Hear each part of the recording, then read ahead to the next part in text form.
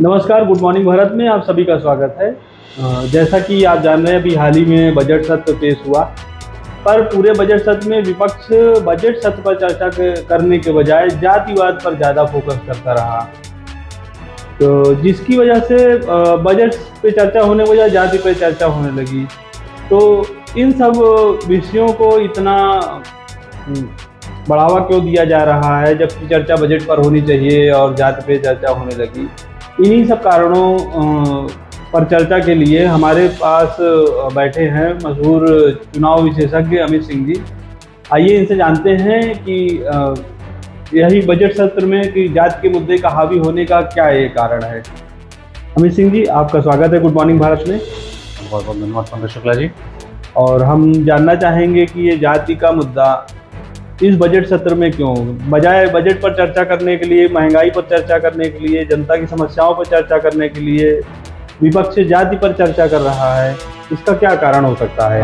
देखिए पंकज शुक्ला, अगर आप 2 महीना पहले जाते हैं, इलेक्शन के दौरान अगर आप देखते हैं और इलेक्शन का पूरा अगर आप खाका देख लेते हैं भारत का, तो भारत में अगर आप देखेंगे कि कांग्रेस को जहां जहां सफलता मिली है उसमें एक बहुत बड़ा रोल रहा है उत्तर प्रदेश में। उत्तर प्रदेश के अलावा जो है जितने भी भारत के, एक महाराष्ट्र और राजस्थान का अपवाद छोड़ दिया जाए, तो पूरे भारत में लगभग जहां बीजेपी पहले नहीं थी उसकी बात हम नहीं करते हैं कि जहां वो थी नहीं, जहां बीजेपी थी वहां बीजेपी को बहुत अच्छा सफलता मिला है। लेकिन केवल अगर ओवरऑल देखा जाए तो केवल एक उत्तर प्रदेश है जहां पर बीजेपी की स्थिति बहुत ज्यादा खराब हुई है। मतलब हम इसको दूसरे शब्दों में ये कहेंगे कि कांग्रेस की स्थिति अगर पूरे देश के में खराब रही है तो उत्तर प्रदेश में सबसे ज्यादा अच्छी रही है। कारण क्या है?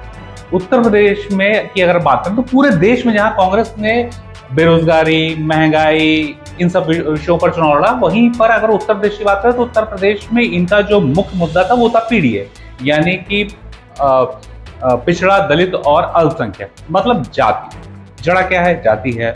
आदिवासी क्या है? जाति है। और अगर और अल्पसंख्यक है ना, तो इस मुद्दे पर ही उत्तर प्रदेश में इंडी गठबंधन को, विशेष तौर पे कांग्रेस को और समाजवादी पार्टी को एक संजीवनी मिली है। तो ये एक जाति का जो कार्ड खेला है कांग्रेस पार्टी ने, वो उसके लिए संजीवनी साबित हुआ है। इसलिए कहीं ना कहीं आप ये मान के चलिए कि अगले ये 5 सालों तक, अगर बीच में सरकार नहीं गिरती है, तो अगले 5 सालों तक ये जाति का मुद्दा हमें कांग्रेस के लिए हमेशा जो है उसका प्रयोग कांग्रेस करती रहेगी। जाति का मुद्दा कांग्रेस के लिए एकदम संजीवनी की तरह रहेगा। बल्कि अब जिन जिन राज्यों में चुनाव होना है और जिन जिन राज्यों में उन्होंने देखा कि हाँ महंगाई फेल हो गया, कर्नाटक में महंगाई फेल हो गया, मध्य प्रदेश में महंगाई फेल हो गया, आपका जो है उड़ीसा में महंगाई फेल हो गया, छत्तीसगढ़ में महंगाई फेल हो गया, उत्तराखंड में महंगाई फेल हो गया, जम्मू कश्मीर में कुछ हद तक महंगाई फेल हो गया, हिमाचल में महंगाई फेल हो गया, यहाँ तक कि केरल में पहली बार एक सीट भाजपा को मिल गई, भाजपा का खाता केरल में भी खुल गया। तो जहां जहां महंगाई, बेरोजगारी, इन सब चीजों का मुद्दा फेल हो गया, वहां भी अब इस बार कांग्रेस जाति का मुद्दा उठाएगी। और अगर ऐसा उठाती है तो आपको आश्चर्य नहीं होना चाहिए।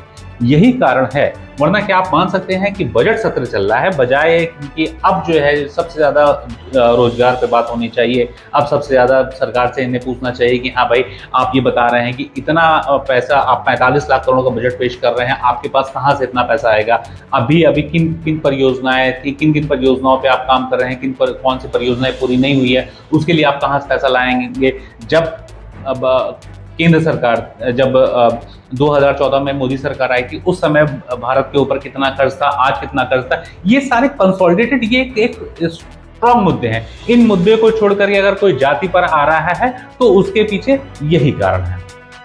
अच्छा अमित जी, एक और चर्चा ये हम करना चाहेंगे, जैसे क्या इसके पहले भी कभी पिछड़े वर्ग का कांग्रेस ने साथ दिया है?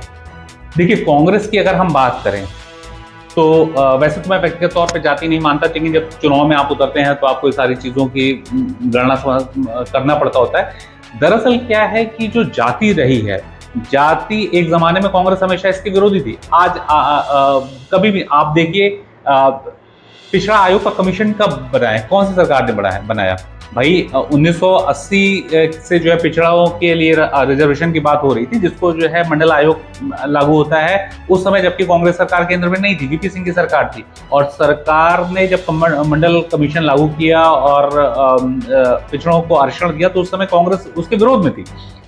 तो और उसके बाद तब से लेकर अब तक, अब जाकर के पिछड़ा आयोग कमीशन बना हुआ है, पिछड़ा आयोग का। तो आपको कैसा लगता है कि ये आप देखिए ना, अब बहुत सिंपल सी बात है, पिछले मोदी सरकार में, मैंने इस बार का तो मैंने काउंट नहीं किया, पिछली बार मोदी सरकार में 57% मंत्री जो है पिछड़ी जाति के थे, जिसमें राज्य मंत्री और केंद्र मंत्री, मतलब यूनियन मिनिस्टर और स्टेट मिनिस्टर दोनों को मिलाकर बोल रहा हूँ, लगभग 57% ओबीसी मिनिस्टर थे। आपको याद हो तो आप बता दीजिए कि जो है मनमोहन सिंह की सरकार में 10 साल में कितने ओबीसी मिनिस्टर थे? भाई सरकार तो थी ना, आप बताइए कितने थे? आपको याद नहीं होगा। आप देखिए कांग्रेस, मतलब आप मुझे कह सकते हैं कि मैं भाजपा का प्रवक्ता हूं, लोग बोल सकते हैं कि हाँ भाई ये चुनावी विशेषज्ञ हैं या फिर भाजपा प्रवक्ता हूं, पर जो फैक्ट है वो फैक्ट है। आप ये बताइए कि जो है क्या कांग्रेस पार्टी ने अपने राष्ट्रीय अध्यक्ष को सीताराम केसरी जी को, जो कि दलित से थे, क्या उनको जो है सम्मानपूर्वक नहीं, अपमानपूर्वक अपने ऑफिस उठा करके बाहर नहीं फेंका था, केवल सोनिया गांधी के वेलकम करने के लिए? हाँ, ये मुद्दा तो काफी गरमाया था, है ना? तो वो सारी बातें हम कैसे मान सकते हैं? आप ये बताइए कि अभी आजकल चर्चा में है, आप बताइए ना, ये राजीव गांधी फाउंडेशन है, जवाहरलाल नेहरू फाउंडेशन है और लाल बहादुर शास्त्री फाउंडेशन, कितने पिछड़े वर्ग के लोग हैं, कितने ओबीसी लोग, केवल उसी वर्ग के आते हैं। यही नहीं, ये बात तो लागू होती है भाई इन पर भी, अखिलेश यादव जी पे। अखिलेश यादव जी की बात करें तो अगर यादव की बात करें तो यादव को केवल उन्होंने 5 यादवों को वोट दिया, टिकट दिया तो 5 चुन कर आए। कौन? अखिलेश भैया, भाभी जी और उनके 3 देवर, ये 5। तो मतलब ये है उनका पिछड़े का जो है वो, कि पिछड़ा नहीं, ये मतलब एक लोग बोलते हैं ना समाजवादी पार्टी है या परिवारवादी पार्टी है, तो वो कहीं ना कहीं से ये खुद अपने कार्यों से पिछड़े के नाम पे सिर्फ अपने परिवार को वोट दिया और किसी को जो है। हाँ, तो ये जो है आप कहिए कि आप वो थे या फिर जो है आप हमेशा से कांग्रेस को जो है पिछड़ों की चिंता रही है?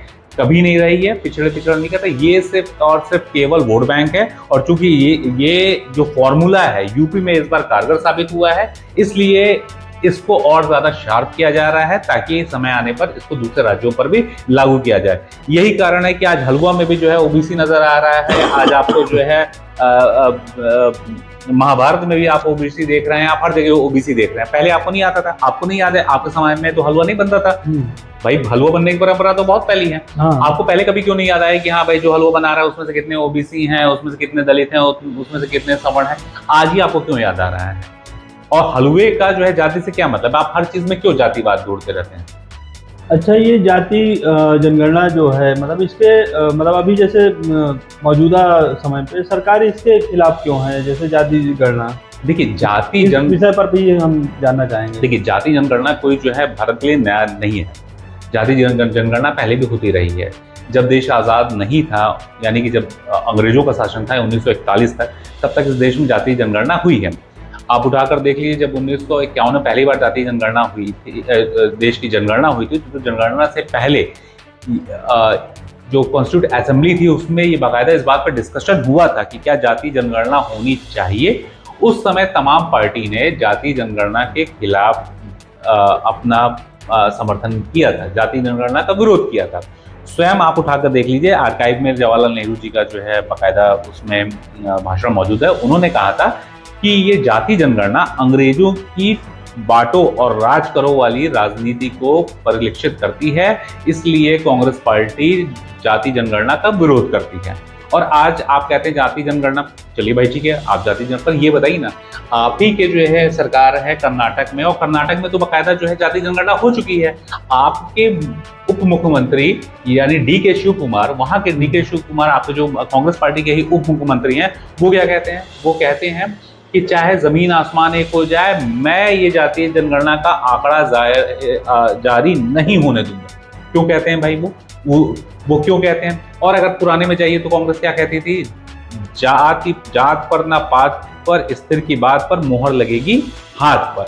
मतलब हर एक उस पर इन्होंने जाति का विरोध किया और ठीक भी था। जातिवादी क्या होता है भाई, अगर गरीब है, पिछड़ा है या कोई भी किसी तरह से किसी तरह का वंचित है, तो किसी भी समाज का हो सकता है, आपको एज अ होल लेके चलना चाहिए, ना कि किसी एक पर्टिकुलर। ठीक है, लेकिन अब चुनाव का है, सबके अपने अपने वोट बैंक है, तो अपने वोट बैंक की राजनीति को साधने में लगे हुए हैं, इसलिए वो ऐसा कर रहे हैं, इसलिए वो कर रहे हैं। लेकिन अगर आप वाकई तथ्यों पर जाइए तो कांग्रेस के एजेंडा में कभी भी जातीय जनगणना नहीं थी। नेहरू जी से लेकर के इंदिरा गांधी जी तक ने जातीय जनगणना का विरोध किया था। लेकिन अब आपको एक चीज और दिखा रहे हैं, इधर जब राम जन्मभूमि वाला मामला चला और फिर जो है इधर कुछ हिंदू यूनाइटेड हो रहा है, हिंदू यूनाइटेड हो रहा है, और कांग्रेस को कहीं ना कहीं ये लगने लगा है कि अगर हिंदू यूनाइटेड हो जाएगा तो मामला गड़बड़ हो जाएगा। इसलिए हर विषय पे जाति, हर बात पे जाति, हर मुद्दे पे जाति। वरना आप ये सोचिए, बजट सत्र चल रहा है, आप समझ सकते हैं बजट सत्र में हलवा चर्चा होते आ रहा है। अच्छा, और दूसरी बात देखिए कि एक तरफ तो जो है सबकी जाति पूछी जा रही है, दूसरी तरफ सब जाति जनगणना करवा के हर व्यक्ति की जाति जानना चाहते हैं।